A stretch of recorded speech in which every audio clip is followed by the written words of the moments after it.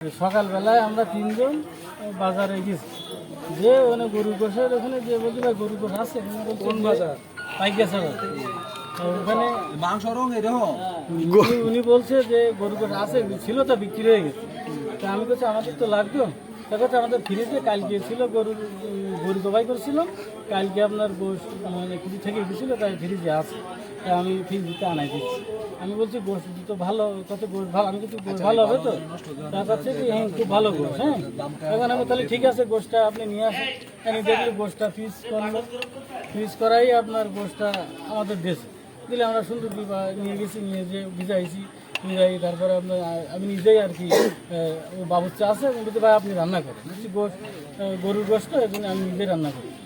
এবার মশলা দিয়েছি, সব কিছু দিয়েছি, দেওয়ার পরে আমি বাবুর্চি ছিল আরেকজন বাবুর্চি ছিল, ওরা বলছি যে গোশটা দিয়ে ভিতরে দেওয়ার সাথে সাথে আমি কেবল গোশ দিচ্ছি, এরকম মারা দিচ্ছি, দেওয়ার সাথে সাথে নীলি রঙ বেরোচ্ছে। এবার আমি বলছি যে কী ব্যাপারে নীলি রঙ বেরোচ্ছিস কেন না?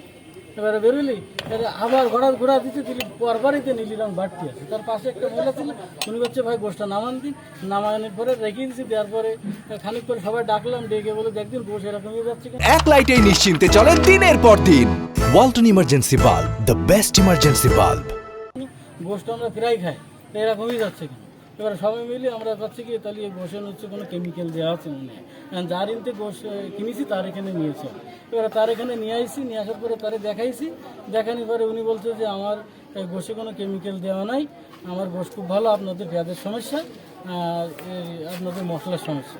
আমি বলেছি যে মশলার সমস্যা যদি হয় তা গোশ কখনো এরকম মিল হয় না, কেউ আজ পর্যন্ত দেখাতে পারবে না।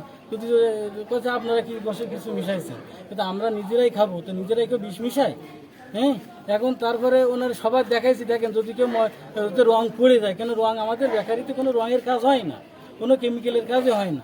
এখন যদি আপনারা তো বলতেছেন যে এটা আপনার রং মিশাইছি, তো রং যদি মিশায় তাহলে আপনার তেলে তো রং থাকবে, এতে তো রং থাকবে, শুধু গোশের রং কেন? আপনি কোন কেমিক্যাল মিশাইছেন সেটা বলেন। এইভাবে কত মানুষকে খাওয়াই বা কত মানুষকে অসুস্থ করতেছেন সেটা আপনি বলেন। হ্যাঁ, উনি বলতে আমার গোশে কোনো দোষ নেই, আমার গোশ আরও অনেকেই নিয়েছে। আমি বলছি না, আমরা দেখেছি এই গোশটা শুধুমাত্র 5 কেজি গোশ নিয়েছেন, 1 কেজি আমরা নিয়েছি, আর 4 কেজি আমরা নিয়েছি, আর 1 কেজি আরেকজন নিয়েছি, সেটা আমরা তার চিনি না।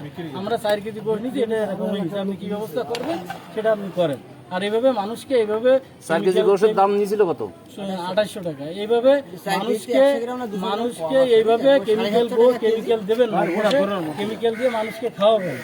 এখন ও যা পারিস তাই করবে। আমরা টিওনো স্যারের এখানে যাবো, অভিযোগ টিওনো স্যারের ওখানে দিয়ে দেখাবো, দেখা যাচ্ছে যা পারিস তাই করবে, দিয়ে দেখাই গেছে। আমরা টিওনো স্যারের এখানে দিয়েছিলাম, টিওনো স্যার বলছে যে থানায় যাও, থানায় গিয়ে দেখাই আসবে, বাস। ধন্যবাদ।